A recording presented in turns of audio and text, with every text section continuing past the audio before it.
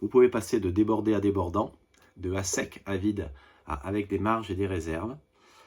Nous avons vu ensemble 4 choses à faire dans votre vie pour quitter cette mentalité du manquement, de la pénurie, d'être débordé, et pour passer à une mentalité de débordant et à une mentalité du surplus.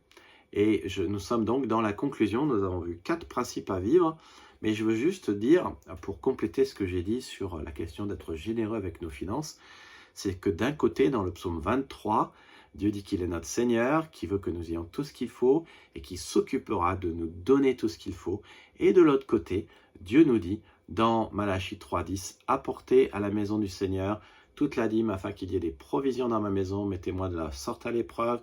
Vous verrez si je n'ouvre pas pour vous les écluses des cieux et si je ne déverse pas pour vous la bénédiction au-delà de toute mesure. » Donc d'un côté, il dit, je veux que tu aies tout ce qu'il faut, mais de l'autre côté, Malachie 3.10 ne s'oppose pas à cela. Il dit, mais je veux aussi que tu me reconnaisses en tant que celui qui est le donateur, et si tu me donnes, tu verras, j'ouvrirai les écluses des cieux sur toi, et je te bénirai encore plus que ce que tu me donnes. En fait, dans les deux cas, ce ne sont pas de textes contradictoires, même si l'un, Dieu dit, je vais te donner, et dans l'autre Dieu dit, j'aimerais que tu me redonnes, mais dans les deux, Dieu veut qu'on ait ce qu'il faut. Et Dieu dit que l'objectif donc qu'il a pour ta vie, c'est que tu aies tout ce qu'il faut, que tu ne manques de rien.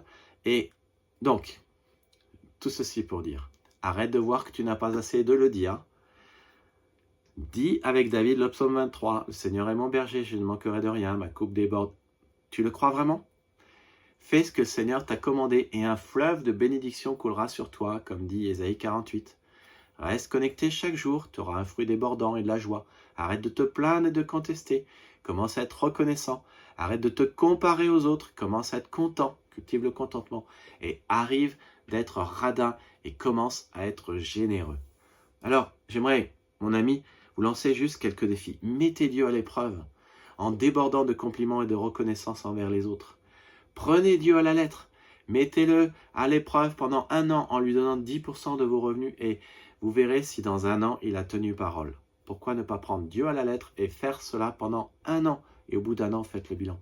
Si vous souhaitez que Dieu vous fasse passer de débordé à débordant, prenez Jésus à la lettre quand dans Luc, voyons voir quel était le verset. Luc 16, je crois. Dans Luc 6, pardon, quand il dit « On vous mesurera avec la mesure avec laquelle vous avez été mesurés. »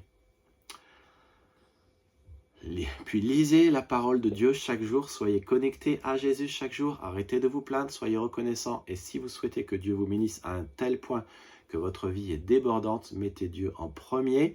Faites à la lettre ce qu'il dit en Ésaïe 48. Si tu avais bien écouté ce que je t'ai commandé, un fleuve de bénédiction aurait coulé vers toi, le salut serait venu jusqu'à toi comme les vagues de la mer. Donc, écoutez-le à la lettre, aimez-le à la lettre, obéissez-lui à la lettre et que Dieu vous bénisse. N'oubliez pas que Jésus a dit, si quelqu'un a soif, qu'il vienne à moi, qu'il boive. Celui qui croit en moi, des fleuves d'eau vive couleront de son sein.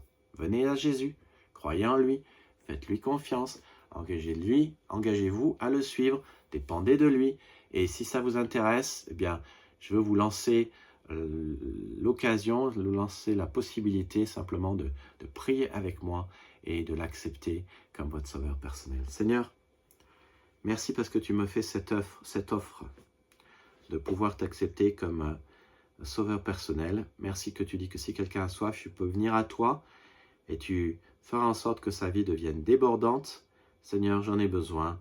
Merci d'être mon sauveur et mon Seigneur. Seigneur, je veux te suivre et donc sois mon bon berger, Seigneur, et permets que je commence à vivre ce que tu me dis de vivre dans ta parole. Amen.